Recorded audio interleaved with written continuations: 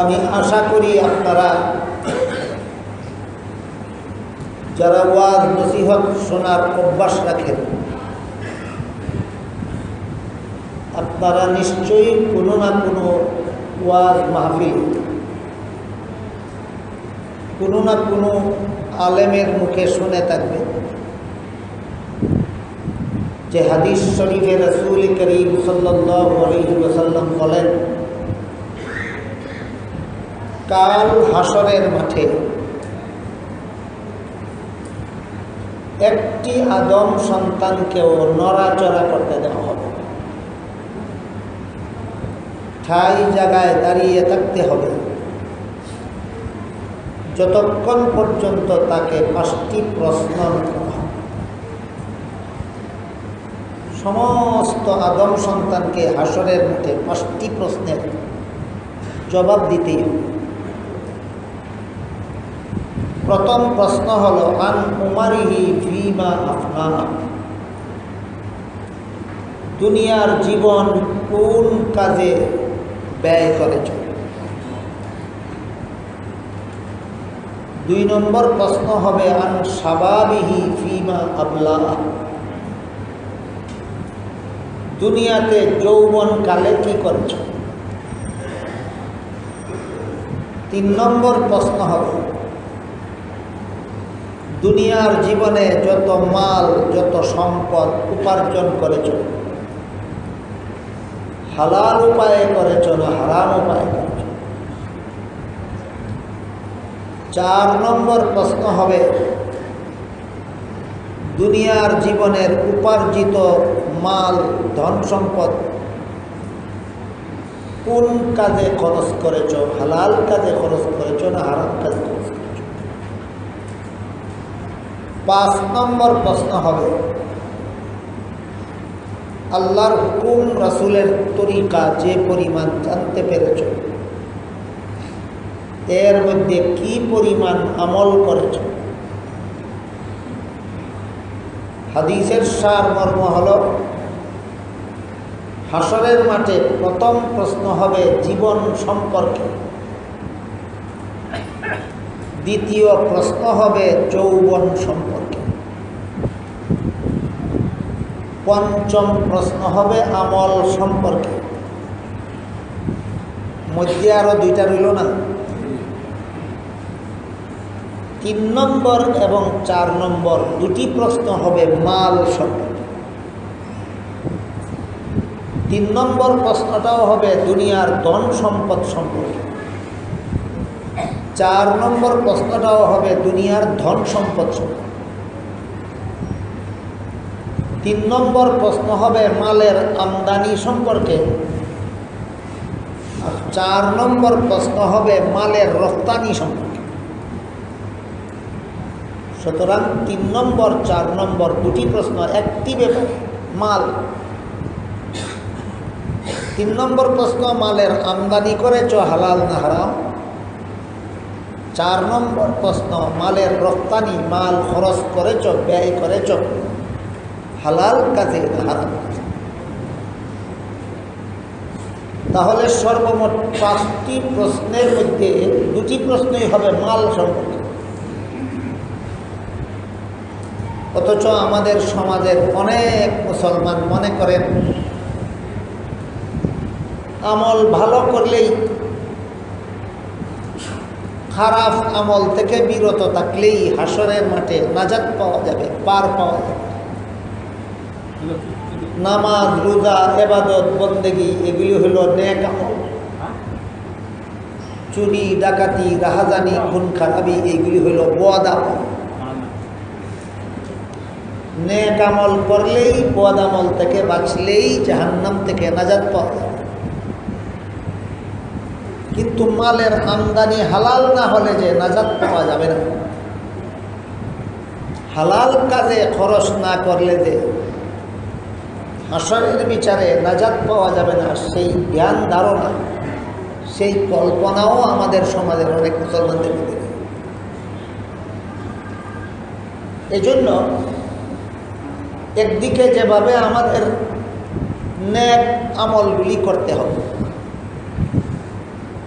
বদ আমলগুলি ছাড়তে হবে, তেমনিভাবে অপর দিকে জীবনে যত মাল আমরা উপার্জন করি সবগুলি মাল হালাল পথে উপার্জন করতে হবে। আর যত মাল খরচ করি সবগুলি হালাল কাজে খরচ করতে হবে। হারাম উপায়ে মাল উপার্জন করলে নামাজ রোজা ইবাদত বন্দেগীর সওয়াব নিজে ভোগ করা যাবে না। যাদের কাছ থেকে হারাম উপায়ে মাল উপার্জন করা হয়েছে তাদেরকেই সওয়াব দিয়ে দিতে হবে। বিষয়টা আমি আশা করি আপনারা খুব পরিষ্কারভাবে বুঝতে পারবেন। একটা হাদিসের মর্ম, হাদিস শরীফে উল্লেখ আছে রাসূল করিম সাল্লাল্লাহু আলাইহি ওয়াসাল্লাম সাহাবায়ে কেরামদের জিজ্ঞাসা করলেন যে তোমরা কি বলতে পারো দুনিয়াতে সবচেয়ে বড় গরিব কে, দুনিয়াতে সবচেয়ে বড় অভাবগ্রস্ত কে? জবাবে সাহাবায়ে কেরাম রাদিয়াল্লাহু তাআলা আনহুম আজমাইন বলেন, যার টাকা পয়সা ধন সম্পদ নাই সে সবচেয়ে বড় গরিব, সবচেয়ে বড় অভাবগ্রস্ত। প্রতিবাদ করে রাসূল বলেন, তোমাদের জবাব সঠিক হয়। যার টাকা পয়সা নাই, ধন সম্পদ নাই, সে সবচেয়ে বড় গরিব নয়, সবচেয়ে বড় অভাবগ্রস্ত নয়। তখন সাহাবায়ে কেরাম বললেন, ওগো আল্লাহর রাসূল, তাহলে দুনিয়াতে সবচেয়ে বড় গরিব বা অভাবগ্রস্ত কে, আমাদেরকে বুঝিয়ে দিন। তখন রাসূল বলেন, দুনিয়াতে সবচেয়ে বড় অভাবগ্রস্ত ওই ব্যক্তি যে অনেক নেক আমল করেছে দুনিয়ার জন্য, নামাজ রোজা হজ যাকাত তাসবিহ তাহলিল ইবাদত বন্দেগী যথেষ্ট পরিমাণ করেছে, কিন্তু মানুষের হক নষ্ট করেছে। মানুষের হক নষ্ট দুইভাবে হয়। একটা হলো কাউকে অন্যায়ভাবে কষ্ট দিলে তার হক নষ্ট হয়, আর একটা হলো কারো সম্পদ অন্যায়ভাবে গ্রহণ করলে তার হক নষ্ট হয়। আমার কথা বুঝে থাকলে আপনারা একটু দয়া করে বলুন, মানুষের হক নষ্ট করা হয় কতভাবে? অন্যায়ভাবে কষ্ট দিলে আর অন্যায়ভাবে তার মাল গ্রহণ করে। রাসূল বলেন, লোকটা নেক আমল যথেষ্ট পরিমাণ করেছে, কিন্তু মানুষের হক নষ্ট করেছে, অন্যায়ভাবে মানুষের কাছ থেকে মাল গ্রহণ করেছে। সুদের কারবারের মাধ্যমেই হোক, ঘুষের কারবারের মাধ্যমেই হোক, চুরির মাধ্যমেই হোক, ডাকাতির মাধ্যমেই হোক, ছিনতাইয়ের মাধ্যমেই হোক, জবরদখলের মাধ্যমেই হোক, ব্যবসা করতে গিয়ে খরিদ্দারকে মাল ওজনে কম দেওয়ার মাধ্যমেই হোক, যে কোনো উপায়ে মানুষের মাল সম্পদ যদি অন্যায়ভাবে গ্রহণ করে থাকে, তাহলে হাসরের মাঠে যাদের হক নষ্ট করেছিল তাদেরকে নিজের আমল নামার সওয়াবগুলি দিয়ে দিতে হবে। হাদিসের মর্ম বুঝে থাকলে বলুন, নেক আমলের অভাব ছিল তার, না যথেষ্ট পরিমাণ নেক আমল ছিল? নেক আমল। সারা জীবনের সমস্ত নামাজের সওয়াব, সারা জীবনের সমস্ত রোজা, সমস্ত ইবাদত বন্দেগীর সওয়াব ওই সমস্ত লোকদের দিয়ে দিতে হবে যাদের কাছ থেকে অন্যায়ভাবে মাল গ্রহণ করছে। এভাবে দিতে দিতে দিতে দিতে তার সারা জীবনের সমস্ত নেক আমলের সওয়াব ফুরিয়ে যাবে, শেষ হয়ে যাবে। তারপরও আরও অনেক মানুষ বলবে যে আমাদেরও প্রাপ্য আছে তোমার কাছে, আমাদের প্রাপ্য আদায় করবে। তার সারা জীবনের সমস্ত নেক আমলের সওয়াব শেষ হয়ে যাওয়ার পরে আরও যারা বলবে আমাদেরও হক নষ্ট করেছো তুমি, আমাদের হক আদায় করো, তখন সে বলবে তোমাদের দেওয়ার মতো আর কোনো সওয়াব আমার আমল নামায় নাই।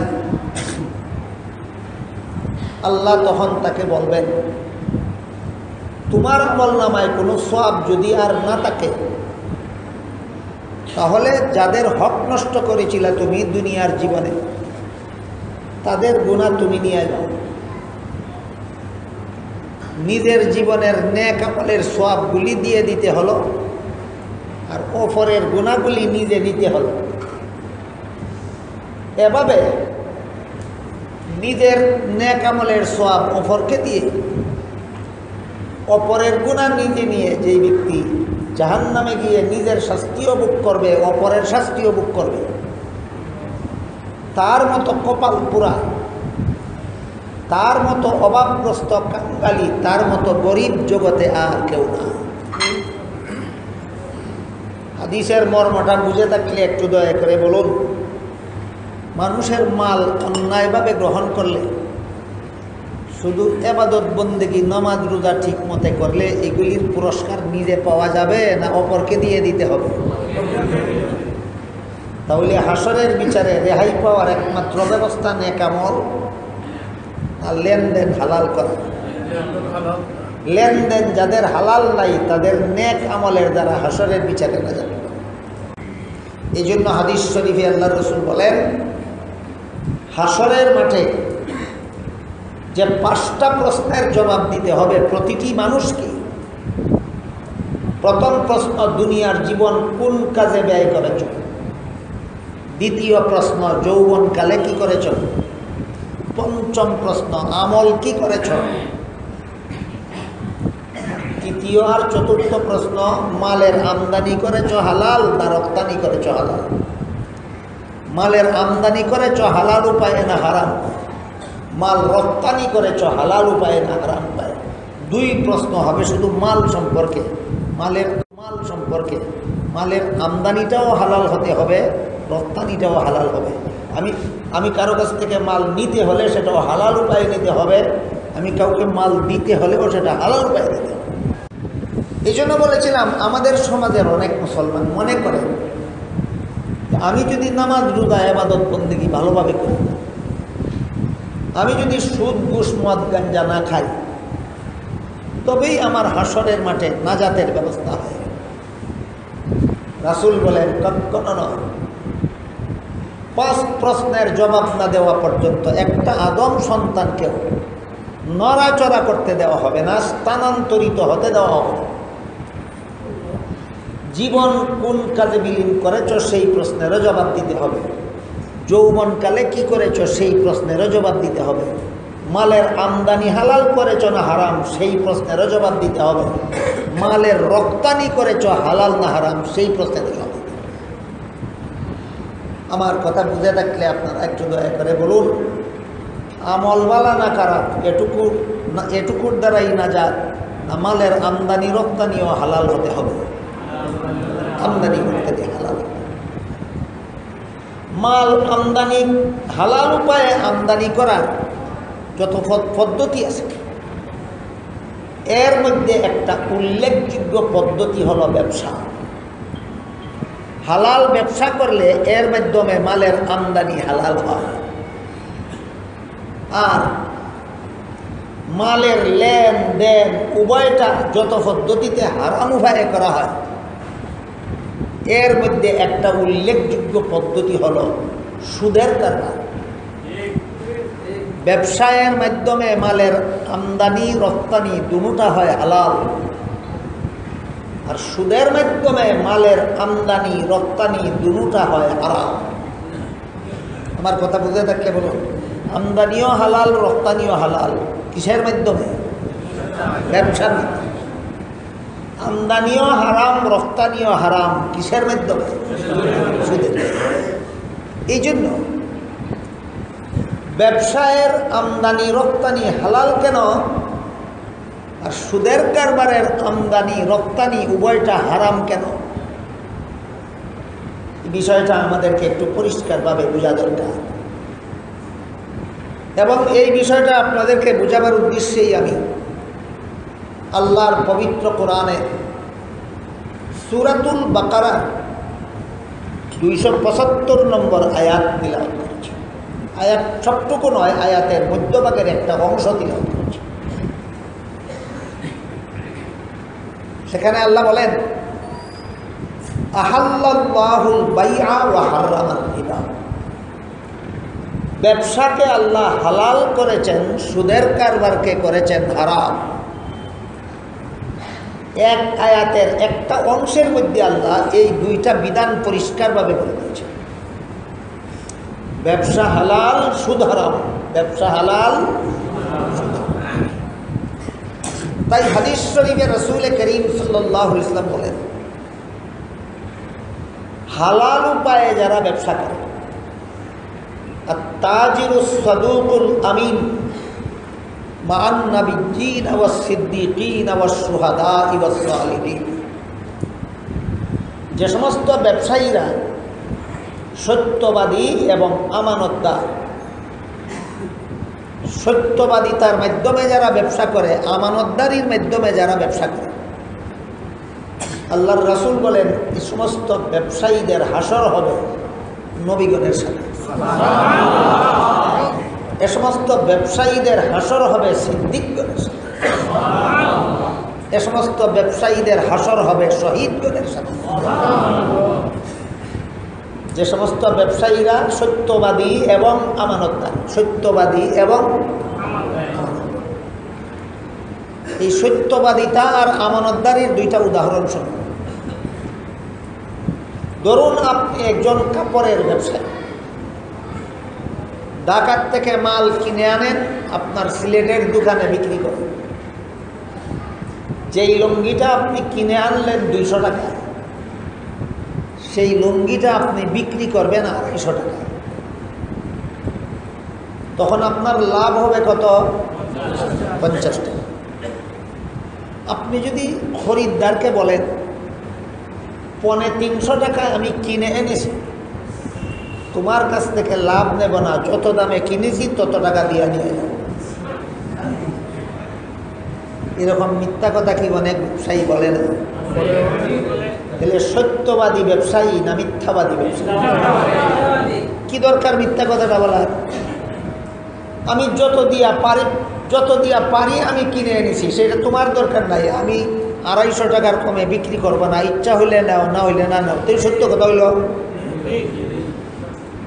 আমি পারলে মহাজনের ঘর থেকে কাপড়টা বিনা পয়সায় নিলাম, তাতে তোমার কি? আমি কত দিয়ে কিনেছি সেটা তোমাকে বলার তো দরকার নেই। আমি 250 টাকার কমে বিক্রি করব না, আমি 350 টাকার কমে বিক্রি করব না, এইটুকু বললে এটি সত্য কথা বলা হলো। মিথ্যা বলার তো কোনো দরকার নাই। কিন্তু অনেক ব্যবসায়ী খরিদ্দারের সাথে প্রতারণা করার জন্য এইভাবে মিথ্যা কথা বলে। তাই হাদিস শরীফে আল্লাহ রাসূল বলেন, আত-তাজিরুস সাদুকুল আমিন। যে সমস্ত ব্যবসায়ীরা সত্যবাদী, আমানতদার, এদের হাসর হবে নবীগণের সাথে। নবীগণের সাথে যদি আমাদের হাসর হতে চাই, তাহলে আমাদের ব্যবসায় মিথ্যাবাদী হলে চলবে না, সত্যবাদী হতে হবে। সত্যবাদী হবে। 2 নম্বর, ব্যবসায়ী হতে হবে আমানতদার। আমানতদারির উদাহরণ শুনুন। ব্যবসায়ের মাল আমি নিজের কাজে কিছুদিন ব্যবহার করলাম, তারপর আবার সেই মাল পরিষ্কার করে পরিপাটি করে দোকানে সাজিয়ে রেখে দিলাম। খরিদ্দার নূতন মাল মনে করে কিনে দিল। সত্যই কি আমি নূতন মাল বিক্রি করলাম না আমার ব্যবহার করা মাল? আমানতদারি রক্ষা হলো না খিয়ানত হইল? এইভাবে যারা ব্যবসায় খিয়ানত করে এবং মিথ্যা কথা বলে, এদের ব্যাপারে হাদিস শরীফে রাসূল করিম সাল্লাল্লাহু আলাইহি ওয়াসাল্লাম বলেন,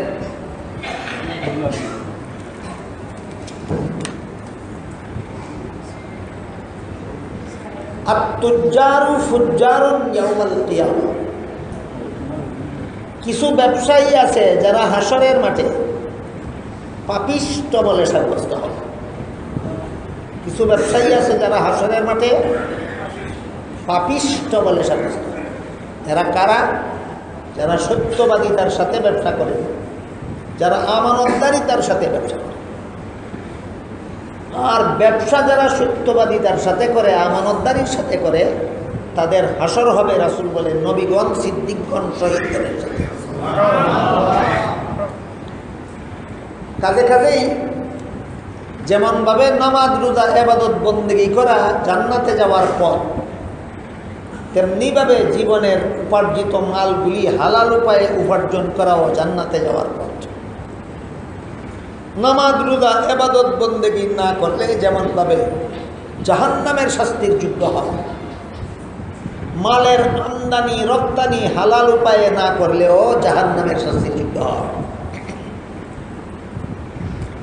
এই জন্য আল্লাহ পাক রব্বুল আলামিন মালের আমদানি রপ্তানি হালাল হওয়ার সহজ ব্যবস্থা ব্যবসা, মালের আমদানি রপ্তানি উভয়টা হারাম হওয়ার সহজ ব্যবস্থা সুদের কারবার। দুইটা কথা একসাথে এক আয়াতে বলে দিয়েছেন, আহাল্লাল্লাহুল বাইআ ওয়া হারামার রিবা।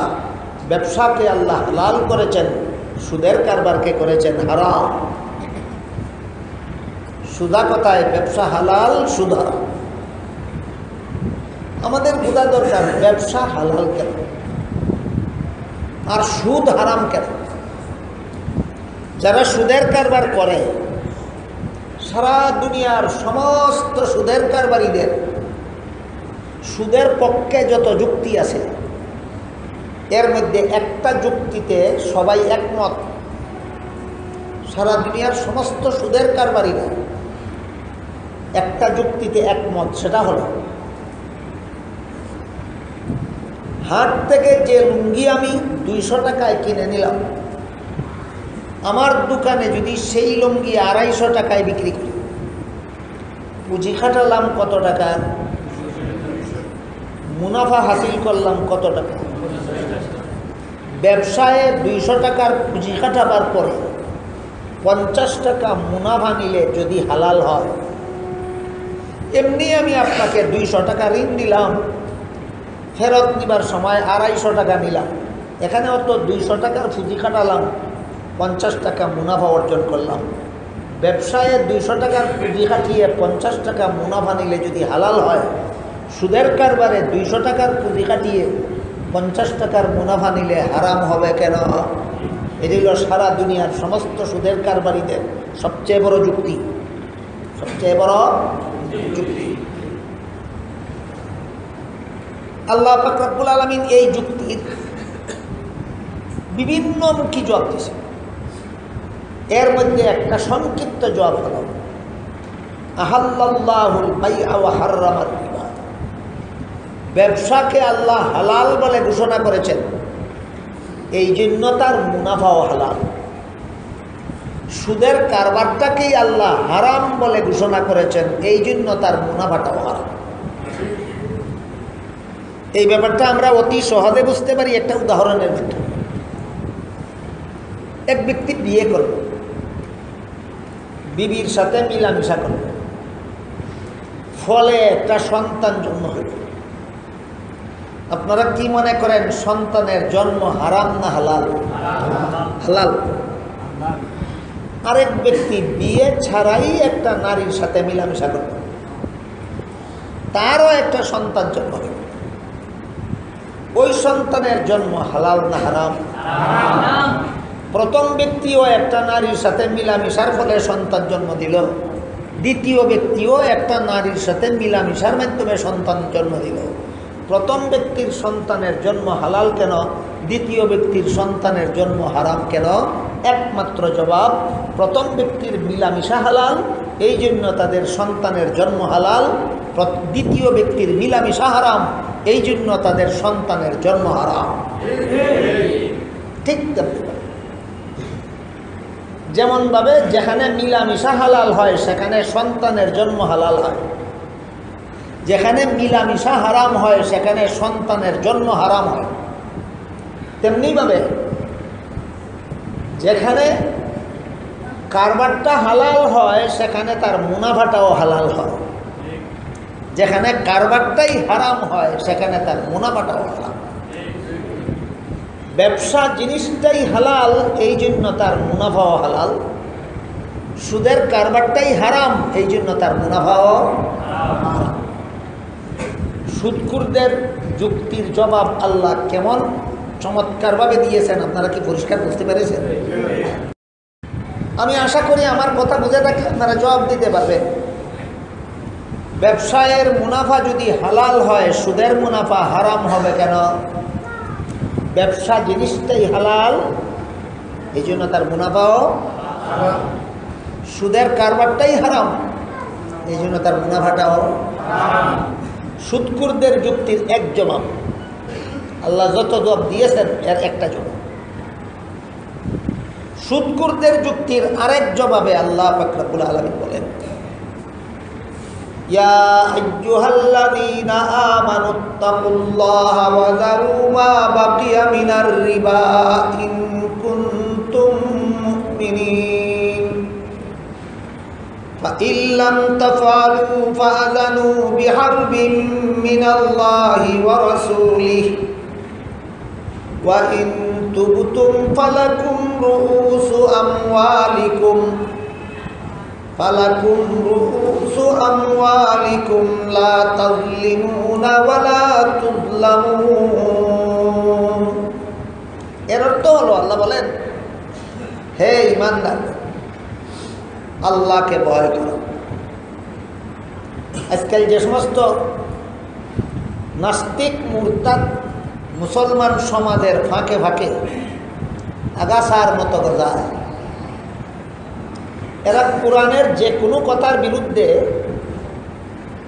অত্যন্ত হাস্যকর পদ্ধতিতে আপত্তি করে। এখানেও এদের আপত্তি। আল্লাহ যে কোরআনের বিভিন্ন আয়াতে বারবার বললেন আল্লাহকে ভয় করো, আল্লাহকে ভয় করো, আল্লাহকে ভয় করো, তাহলে কি আল্লাহ একজন ভয়ঙ্কর? কার প্রশ্ন? নাস্তিকদের। এই প্রশ্নের জবাব হল, আল্লাহ ভয়ঙ্কর নয়। আল্লাহ ভয়ঙ্কর নয়। অপরাধীদের জন্য আল্লাহর শাস্তি ভয়ঙ্কর। আল্লাহ নিজেই ভয়ঙ্কর না অপরাধীদের জন্য আল্লাহর শাস্তি ভয়ঙ্কর? সুতরাং আল্লাহকে ভয় করো মানে আল্লাহর শাস্তিকে ভয় করো এবং অপরাধ বর্জন করো, গুনাহ ছাড়ো। তাই আল্লাহ বলেন, ইয়া আইয়ুহাল্লাযীনা আমানুত্তাকুল্লাহ, হে ঈমানদারগণ, আল্লাহকে ভয় করো।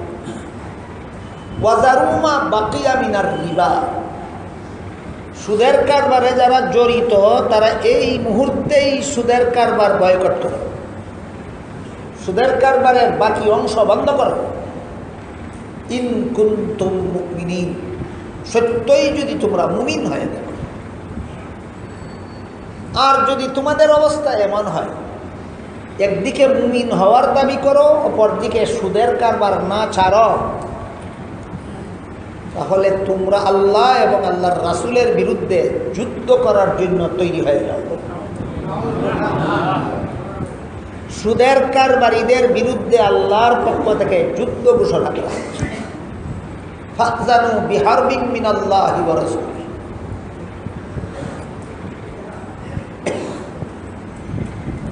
আর যদি মনে করো আল্লাহর বিরুদ্ধে যুদ্ধ করে পারবে না, নাকি পারে কেউ আল্লাহর বিরুদ্ধে যুদ্ধ করে? পারবে না। তাহলে সুদের কারবার বয়কট করার পদ্ধতি কি শুরু? ওয়া ইন তুবতুম, যদি সুদের কারবার ছেড়ে দিতে চাও তাহলে ছেড়ে দেওয়ার পদ্ধতি হলো ফালাকুম রুউসু আমওয়ালিকুম, যে পুঁজি নিয়োগ করেছিলে সেটা ফেরত পাবে, মুনাফা পাবে না।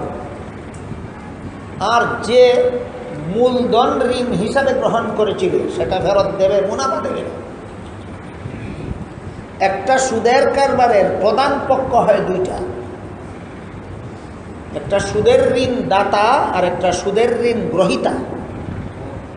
বুঝে থাকলে বলুন, একটা সুদের কারবারের প্রধান পক্ষ কটা? সুদের ঋণ দাতা আর সুদের ঋণ গ্রহীতা। আনুষঙ্গিকভাবে আরো দুই পক্ষ এর মধ্যে জড়ায়, আনুষঙ্গিকভাবে আরো দুইটা পক্ষ তার মধ্যে জড়ায়। একটা পক্ষ হইল সুদের কারবারের দলিল যারা লেখে এরা, আরেকটা পক্ষ হইল দুইজনের সুদের কারবারের দলিলে যারা সাক্ষী হয় তারা। তাহলে সর্বমোট সুদের কারবারে কতটা পক্ষ? হাদিস শরীফে রাসূল করিম সাল্লাল্লাহু আলাইহি ওয়াসাল্লাম বলেন,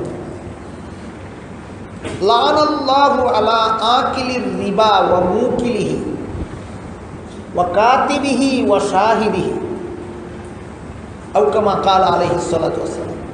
রাসূল বলেন, যে সুদ খায় এক পক্ষ, যে সুদ দেয় আরেক পক্ষ, যে সুদের দলিল লেখে আরেক পক্ষ, যে সুদের কারবারের সাক্ষী হয় আরেক পক্ষ, এই চারো পক্ষের প্রতি আল্লাহর লানত। চারো পক্ষের প্রতি আল্লাহর লানত।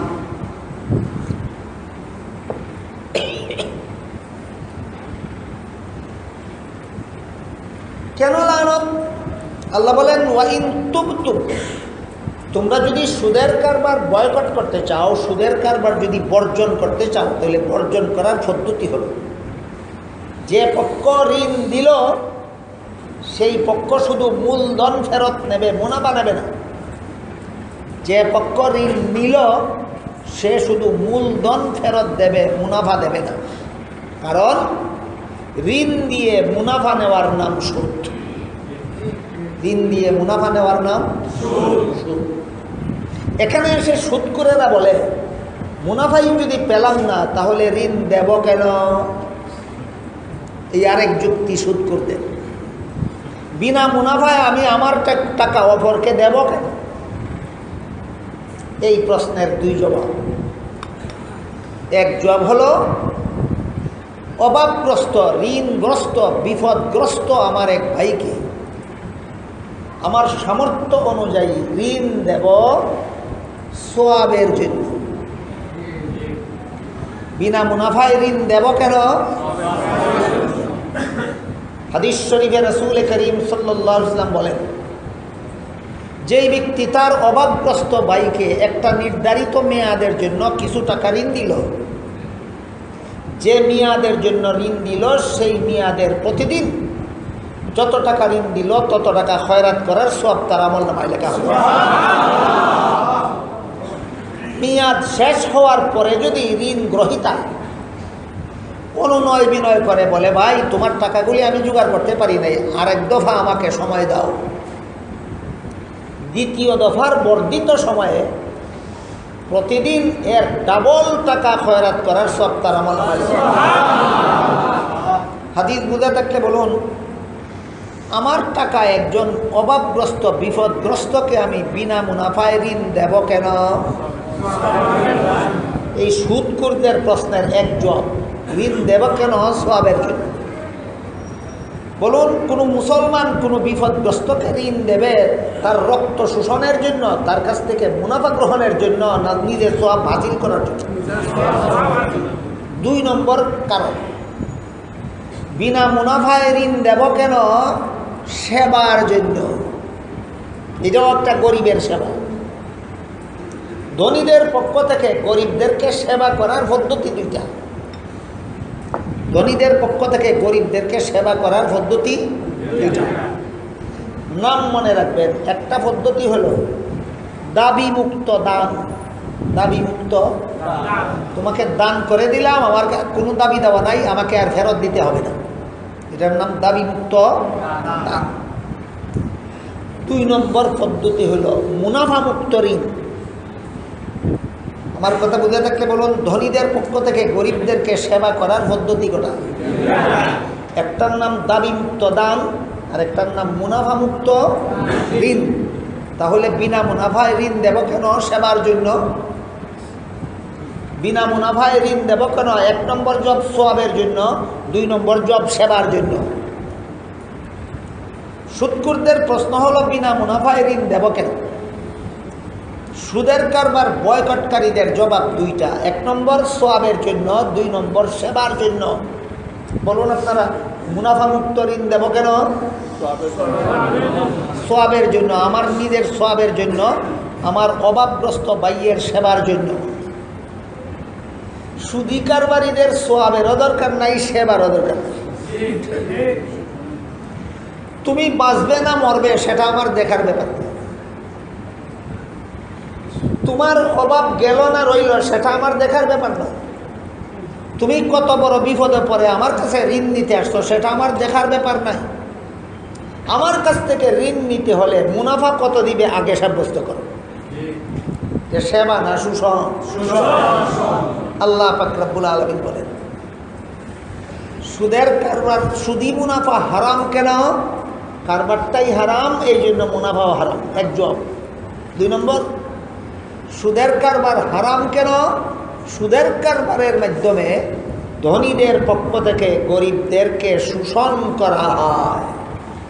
এই জন্য আল্লাহ বলেন ওয়াইন তুবতুম, যদি সুদের কারবার বয়কট করতে চাও, ফালাকুম রুউসু আমওয়ালিকুম, মূলধন ফেরত পাবে, মুনাফা পাবে না। কারণ লা তাযলিমুনা ওয়া লা তুযলামুন, ঋণ দিয়ে যে মুনাফা নেওয়া হয়, এই মুনাফা নেওয়ার মাধ্যমে ধনীদের পক্ষ থেকে গরিবদেরকে শোষণ করা হয়। এই জন্য সুদের কারবার হারাম। ব্যবসায়ের মাধ্যমে শোষণ করা হয় না, ব্যবসায়ের মাধ্যমে খরিদ্দার বিক্রেতা নির্বিশেষে উভয়কে সহযোগিতা দান করা হয়। ব্যবসা হালাল কেন? সুদ হারাম কেন? ব্যবসায়ের দ্বারা গরিবেরও অভাব দূর হয়, ধনীরও অভাব দূর হয়। অভাব দূর হওয়ার একটা ব্যবস্থা। এখানে আবার প্রশ্ন জাগতে পারে যে তাহলে কি অভাব দূর করা ব্যবসার কাজ না আল্লাহর কাজ? অভাব দূর করার মালিককে, তাইলে আমি ব্যবসা করতে যাব কেন? এরকম প্রশ্ন করে যারা ওই দুধে কাটা বাঁচতে চায়। এদের প্রশ্নের জবাব হবে রোগ মুক্তির মালিককে, তাইলে আমি ওষুধ খেতে যাব কেন? এই প্রশ্নের যেই জবাব, আমার অভাব দূর করার মালিক আল্লাহ, তাহলে আমি ব্যবসা করতে যাব কেন? ওই প্রশ্নেরও সেই জবাব। রোগ মুক্তি দেওয়ার মালিক আল্লাহ, ঔষধ খেতে যাব কেন? এটা একটা উসিলা, আমার দায়িত্ব। ঠিক তেমনিভাবে অভাব দূর করার মালিক আল্লাহ, আমি ব্যবসা করতে যাব কেন? এটা একটা উসিলা, আমার দায়িত্ব।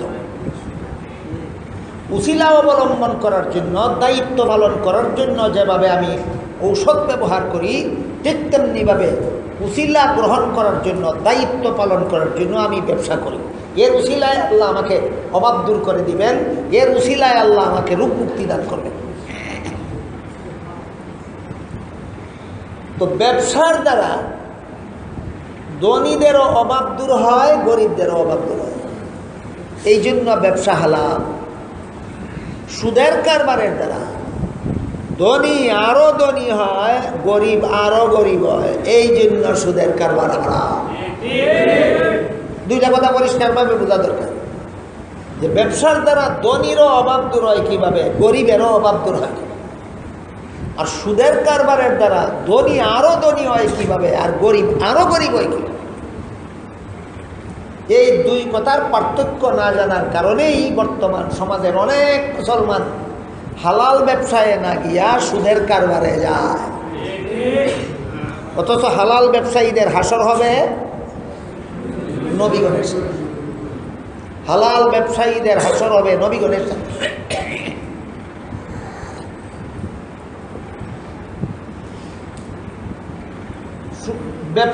ব্যবসায়ের দ্বারা ধনী গরিব উভয়ের অভাব দূর হয় কিন্তু ধনী তো এমনিই ধনী, তার আবার অভাব কিসের আর দূর হওয়ার প্রশ্ন কেন? ধরুন একটা লোক আমাদের সমাজে 10 কোটি টাকার মালিক, আপনারা কি মনে করেন লোকটা গরিব না ধনী? ধনী। 10 কোটি টাকা আছে তার, কিন্তু 1 কেজি চাউলও নাই করে তার। টাকার জন্য সে গরিব নয়, কিন্তু চাউলের জন্য অভাবগ্রস্ত। তার টাকার অভাব নাই, কিন্তু চাউলের অভাব আছে কিনা? তাহলে ধনীরও অভাব হয়, ধনীরও অভাব হয়। এই ধনী তার টাকা নিয়ে চাউলের বাজারে গেল, আরেকজন গরিব মানুষ চাউলের ব্যবসায়ী। 1000 টাকার চাউল কিনে 1200 টাকা বেশি। এই 1000 টাকার পুঁজি ছাড়া তারা কোনো টাকাই নেই। এই লোকটা ধনী না গরিব? গরিব। গরিব চাউল ব্যবসায়ী 1000 টাকার চাউল কিনে বাজারে বেচতে গেল, আর 10 কোটি টাকার মালিক এই চাউল কেনার জন্য 1200 টাকা নিয়ে বাজারে গেল। চাউলের ব্যবসায়ী তো গরিব, এমনি অভাবগ্রস্ত, আর 10 কোটি টাকার মালিকেরও চাউলের অভাব আছে। দুজন গেল বাজারে, 10 কোটি টাকার মালিক তার 1200 টাকা চাউল ব্যবসায়ীকে দিল, আর চাউলের ব্যবসায়ী তার 1 মণ চাউল কোটি টাকা 10 কোটি টাকার মালিককে দিল। এই চাউলের ব্যবসায়ী তার মূল পুঁজি 10,000 টাকা আগামী দিনের চাউল কেনার জন্য রেখে দিল, আর 200 টাকার মুনাফা দিয়া চাউল ডাল নুন মরিচ কিনে নিয়ে খানা পাক করে বিবি বাচ্চাকে নিয়ে খাইল। পুঁজি খোয়া গেল না পুঁজি ঠিক রইল? আর অভাব কিছু বুঝল কিনা? কিসের মাধ্যমে? ব্যবসার মাধ্যমে। আর 10 কোটি টাকার মালিক যে চাউলের জন্য অভাবী ছিল, সে 1200 টাকায় এই 1 মণ চাউল নিয়ে কিনে নিয়ে তার চাউলের অভাব দূর হইল কিনা? তাহলে কি সাব্যস্ত হইল? ব্যবসার দ্বারা গরিবেরও অভাব দূর হয়, ধনীরও অভাব দূর হয়। এই জন্য আল্লাহ ব্যবসাকে হালাল ঘোষণা করেছে। ব্যবসা হালাল কেন? ব্যবসার মাধ্যমে ধনীরও অভাব দূর হয়, গরিবেরও অভাব দূর হয়, এই জন্য ব্যবসা হালাল। এখন আসেন সুদের কারবার হারাম কেন? ধরুন একটা কথার কথা, আমি 10 কোটি টাকার মালিক, আপনি একজন গরিব কৃষক, মাত্র 2টা হালের গরু আছে। এই 2টা হালের গরু দ্বারা আপনি অপরের জমি বর্গা চাষ করেন, অর্ধেক ফসল আপনি পান, অর্ধেক ফসল জমিনের মালিকে পান। তো কথার কথা, আপনার একটা হালের গরু মরে গেল, অপরের জমি চাষ করে যে সংসার চালাইতেন সেই সুযোগও কি রইল? নাই। এখন অপরের জমি বর্গা চাষ করে সংসার চালাইতে হইলে আপনার গরু একটা কিনতে হবে। একটা গরু কেনার পয়সা তো আপনার কাছে নাই।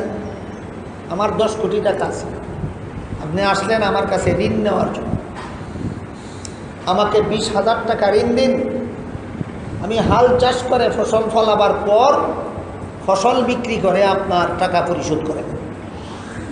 আমি আপনাকে বললাম, তোমার হালের গরু মরে গেল না কি হইল তা আমার দেখার ব্যাপার নয়। আমার কাছ থেকে 20,000 টাকা নিতে হইলে ফেরত দেওয়ার সময় 25,000 টাকা দিতে হবে, 5,000 টাকা মুনাফা দিতে হবে। আমাকে যদি তুমি মুনাফা না দাও তাহলে তোমাকে আমি ঋণ দেব না। এইটাই সুদখোরদের স্বভাব। গরিব না খাইয়া মরলে তার কিছু আসে যায় না, তার মুনাফার দরকার। এটাকে আমাদের আঞ্চলিক পরিভাষায় বলে, মুর্দা বেচতে গেল না দুজখে গেল সেটা আমার দেখার ব্যাপার নয়, আমার হালুয়া রুটির দরকার। এই স্বভাবটা হইল সুদখোরদের। সুদখোরদের এই স্বভাবটা কাদের? সুদখোরদের। তুমি গরিব না খাইয়া মরলা কিনা সেটা আমার দেখার ব্যাপার নয়, আমার মুনাফার দরকার। আমি আপনাকে শর্ত করলাম 20,000 টাকা ঋণ দেব তোমাকে, 1 বৎসর পরে তুমি যে বর্গা চাষ করবে জমি, সেই জমির ফসল বিক্রি করে আমাকে 25,000 টাকা দিতে হবে। আপনি বাধ্য হইয়া আমাকে 5,000 টাকা মুনাফা দেওয়ার ওয়াদা দিয়া 20,000 টাকা ঋণ নিলেন। শেষ পর্যন্ত আপনি আপনার যা কিছু ছিল সবগুলি বিক্রি করে নিয়েছিলেন 20,000 টাকা, ফেরত দিলেন 25,000 টাকা। যেই টাকা ঋণ নিয়েছিলেন তা তো দিলেন, আরও 5,000 টাকা অতিরিক্ত মুনাফা দিলেন। অতিরিক্ত মুনাফা দিতে গিয়ে আপনি আগের মতো গরিব রইলেন না আরও গরিব হইলেন?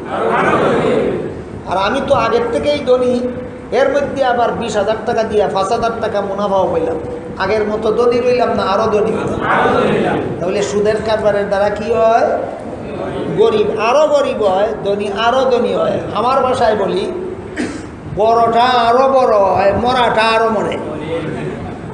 বড়টা আরো বড় আর মরাটা আরো মরে। এই জন্য আল্লাহ বলেন, আহাল্লাল্লাহুল বাইআ ওয়া হাররামার রিবা। ব্যবসাকে আল্লাহ হালাল করেছেন, সুদের কারবারকে করেছেন হারাম। কিছুটা বুঝে আসলো? ব্যবসাকে আল্লাহ হালাল করেছেন কেন? ব্যবসার দ্বারা গরিবেরও অভাব দূর হয়, ধনীরও অভাব দূর হয়। সুদের কারবারকে হারাম করেছেন কেন? সুদের কারবারের দ্বারা বড়টা আরো বড় হয়, মরাটা আরো মরে। এই জন্য আল্লাহর রাসূল হাদিস শরীফে একটা সুদের কারবারের ৭০টা গুনাহ, আরেক হাদিসে আল্লাহ রাসূল বলেন একটা সুদের কারবারের ৯৯টা গুনাহ। এই ৯৯টা গুনার মধ্যে যেই গুনাহটা সবচেয়ে ছোট, সেই গুনাহটা হলো আপন মায়ের সাথে জিনা করা। আরেক হাদিসে রাসূল বলেন যে সুদ খায় তার যে পরিমাণ গুনাহ ওই ৯৯টা, যে সুদ দেয় তারও সেই পরিমাণ গুনাহ ৯৯টা, যে সুদের সাক্ষী হয় তারও সমান গুনাহ ৯৯টা, যে সুদের দলিল লেখে তারও সমান গুনাহ কতটা? আপনাদের মনে প্রশ্ন জাগা উচিত যে 10 কোটি টাকার মালিক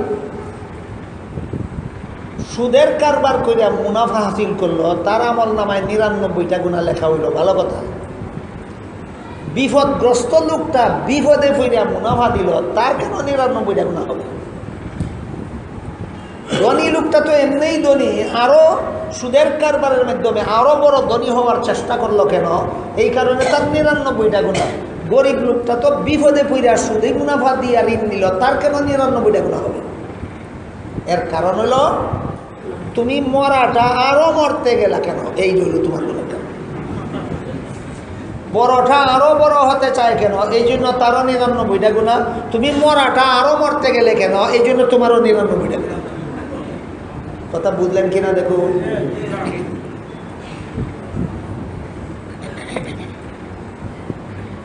দুইটা কথা পরিষ্কার হইল কিনা? আল্লাহ যে সূরাতুল বাকারার ২৭৫ নম্বর আয়াতে বলেন আহাল্লাল্লাহুল বাইআ ওয়া হাররামার রিবা, ব্যবসাকে আল্লাহ হালাল করেছেন, সুদের কারবারকে করেছেন হারাম।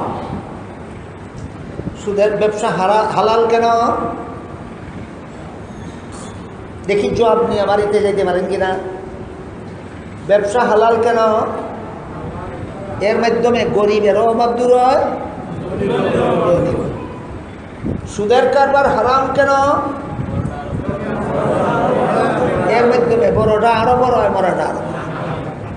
এখানে একটা প্রশ্ন আসে, সমস্ত সুদের কারবারের এক পক্ষ ধনী আর এক পক্ষ গরিব থাকে না?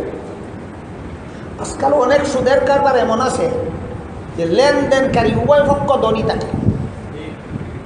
যেমন এক ব্যক্তি 10 কোটি টাকার মালিক, সে তো এমনিই ধনী, ব্যাংক থেকে আরো 10 কোটি টাকা ঋণ নিল বিনা মুনাফায়, না মুনাফা দেওয়ার শর্তে।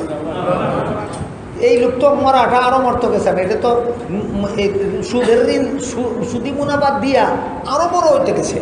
তাহলে অনেক সুদের কারবার এমন আছে যেখানে উভয় পক্ষ বড়টা আরো বড় হয়, মরার কোনো কারবারই এখানে নাই। কথা বুঝলেন কি না?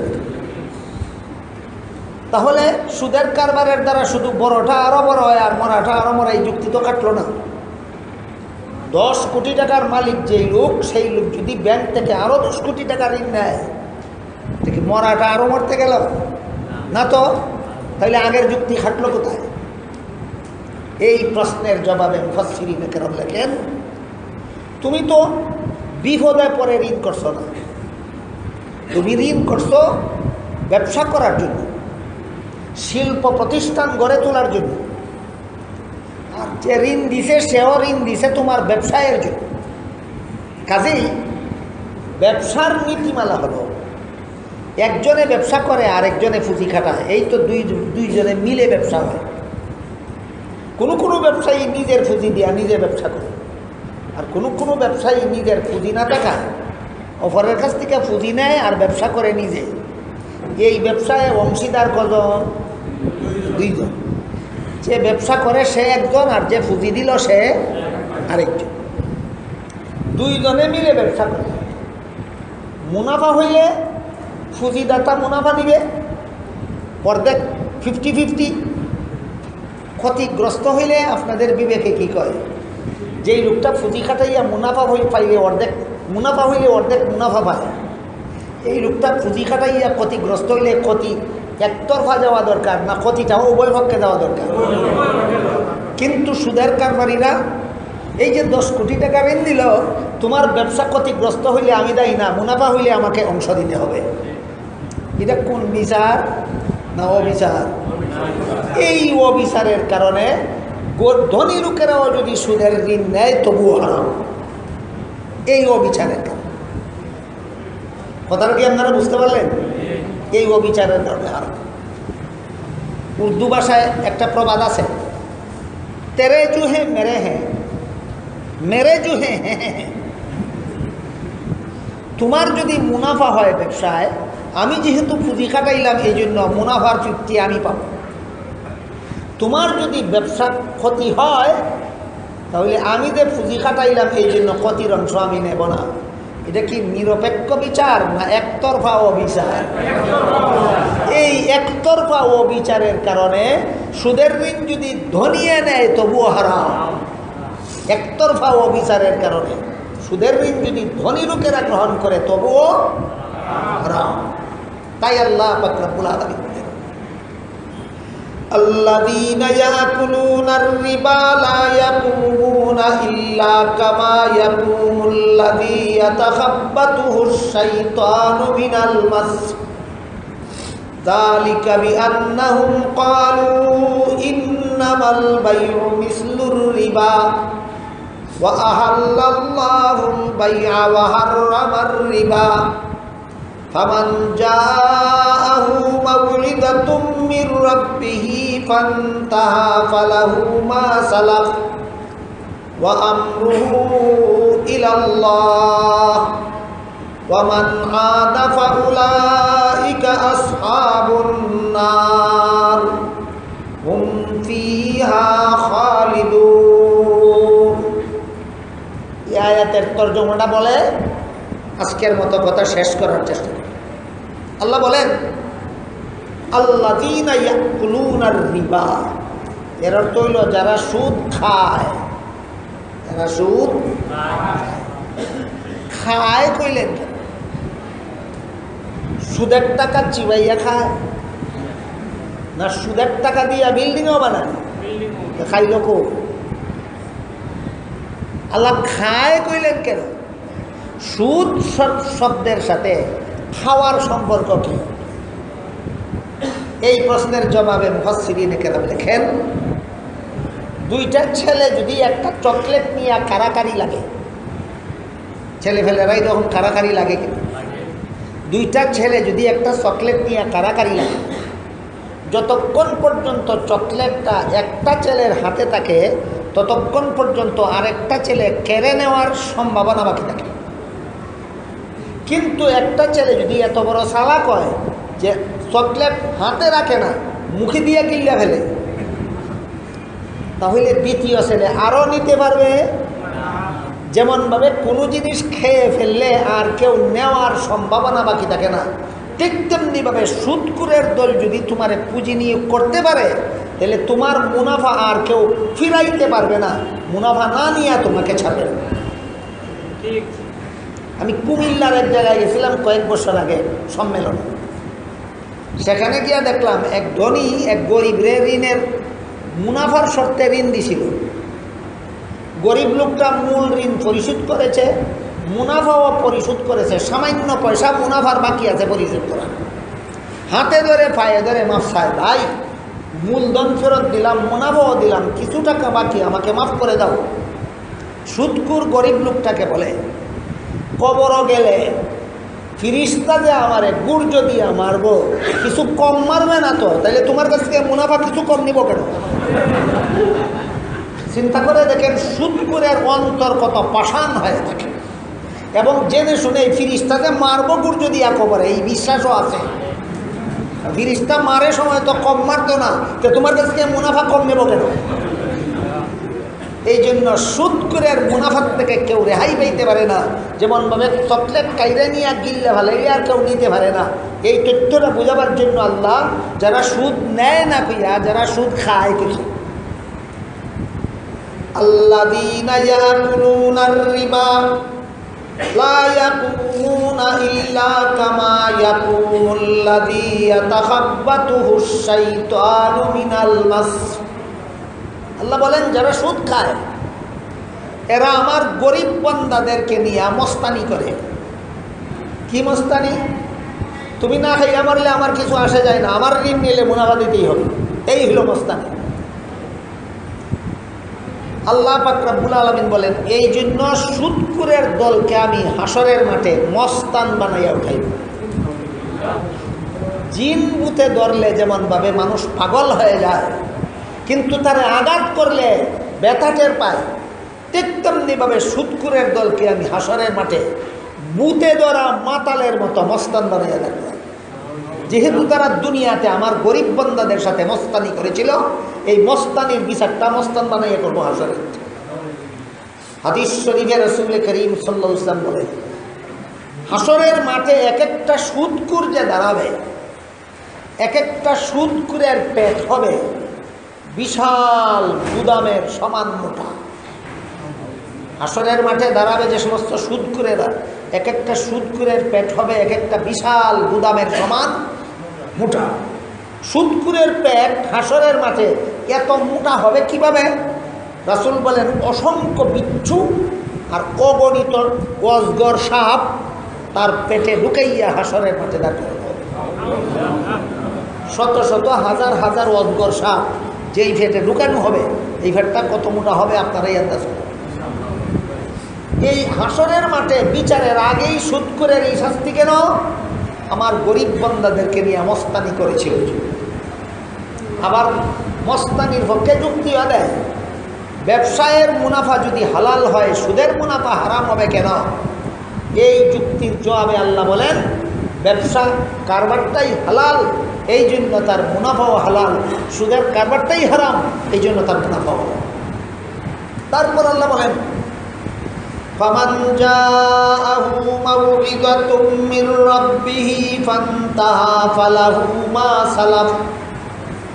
আমি আল্লাহর এই বিবরণ জানার পরে, উপদেশ শোনার পরে যদি কোনো সুদখোর যথারীতি তওবা করে সুদের কারবার ছেড়ে দেয় তাহলে আমি তার অতীতের গুনাহ মাফ করে দেব।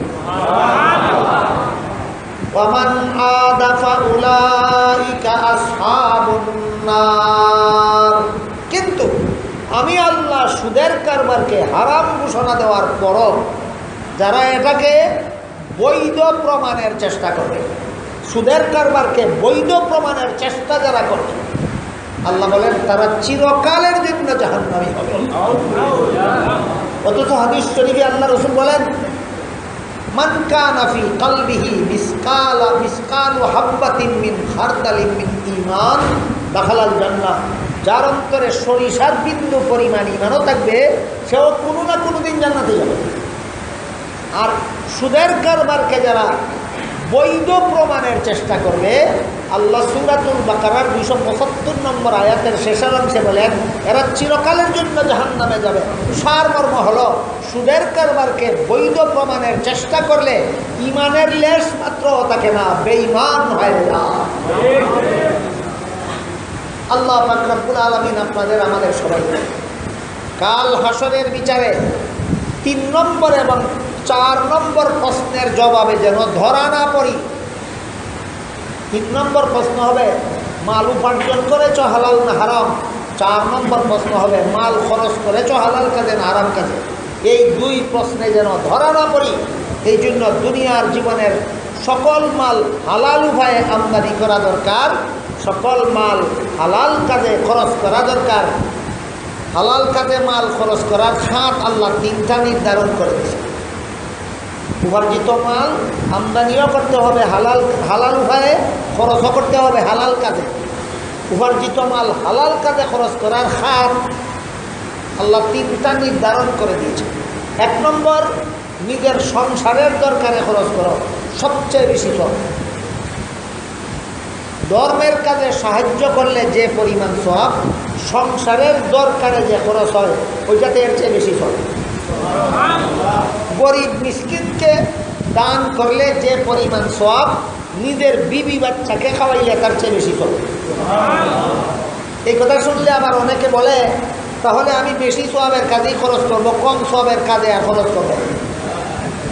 আগামীকাল থেকে মসজিদে যে পয়সা দেওয়ার কথা ছিল সেটা আমার বিবি বাচ্চাকে দেব, আগামীকাল থেকে ফকিরকে যা দেওয়ার কথা ছিল সেটা আমার বিবিকে দেব। আমি বেশি সোয়াব দরকার, আমার কম সোয়াবের দরকার নাই, এমন যুক্তিও কেউ কেউ দেয়। আমি এদের উদ্দেশ্যে বলতে চাই, বাজারে স্বর্ণের মূল্য বেশি না লবণের মূল্য বেশি? তাহলে যার বড় স্বর্ণ আছে তার আর লবণ কেনার কি দরকার? এই প্রশ্নের যেই জবাব, যে সংসারের কাজে খরচ করে তার আবার মসজিদে দান করার কি দরকার, ওই প্রশ্নেরও সেই জবাব। কথা বুঝলাম হিসাবে। এই জন্য আল্লাহ পাক রব্বুল আলামিন হালাল উপার্জিত মাল খরচ করার 3টা খাত নির্ধারণ করে দিয়েছেন। 1 নম্বর খাত হলো সংসারের দরকারে খরচ করো, 2 নম্বর খাত হলো গরিবের সাহায্যে খরচ করো, 3 নম্বর খাত হলো ধর্মের কাজে খরচ করো। সংসারের দরকারে খরচ করা ও সওয়াবের কাজ, গরিবের সাহায্যে খরচ করা ও সওয়াবের কাজ, ধর্মের কাজে খরচ করা ও সওয়াবের কাজ। এই 3টা খাতে আমাদের উপার্জিত মাল খরচ করি।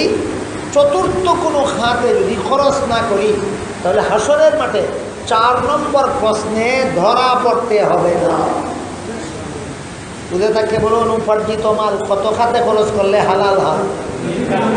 1 নম্বর সংসারের দরকার, 2 নম্বর গরিবের সাহায্য, 3 নম্বর ধর্মের সাহায্য। এইভাবে আল্লাহ আমাদেরকে হালাল উপায়ে উপার্জিত মাল এই 3 খাতে খরচ করার মাধ্যমে আমাদেরকে দুনিয়া আখিরাতে শান্তি, সুখ শান্তির জীবন লাভ করার তৌফিক দান করুন। সবাই বলুন আমিন। সুবহান রাব্বিকা রাব্বিল ইজ্জাতি আম্মা ইয়াসিফুন ওয়া সালামুন আলাল মুরসালিন আলহামদুলিল্লাহি রাব্বিল আলামিন। আপনারা পক্ষ থেকে এখন প্রশ্ন করা হচ্ছে, ঋণ নিলে মুনাফা দিতে না, আলোচনা হচ্ছে তখন যাব। ঋণ নিলে মুনাফা দিত না, কিতা দিত? মূলধন। কিন্তু আমাদের সমাজে এমন মুসলমানের অভাব নাই যারা মূলধন ফেরত দেয় না। ঋণ নিয়ে মুনাফা দিব দূরের কথা, যেখান দিছিল ওখান দেয় না। এবার আর কিতা হইব? আপনারা প্রশ্ন করছেন, এবার আর কিতা হইব? হইলেছি আগে ওই তোমার সওয়াব যার কাছ থেকে ঋণ দিছাই তারে দিবাই, আর তার গুণা তুমি নিবাই। হয়েছি নিজ। আল্লাহুম্মা সাল্লি আলা সাইয়্যিদিনা ওয়া নাবিয়িনা মাওলানা মুহাম্মদ ওয়া আলা আলিহি ওয়া আসহাবিহি ওয়া বারিক ওয়া সাল্লিম কামা তুহিব্বু ওয়া তারদা আদাদা মা তুহিব্বু। দোয়া আপনারা দোয়া করবেন। আলহামদুলিল্লাহিল্লাযী হাদানা লিহাদা ওয়া মা কুন্না লিনাহতাদিয়া লাওলা আন হাদানা। ربنا ظلمنا أنفسنا وإن لم تغفر لنا وترحمنا لنكونن من الخاسرين. ربنا آتنا في الدنيا حسنة وفي الآخرة حسنة وقنا عذاب النار.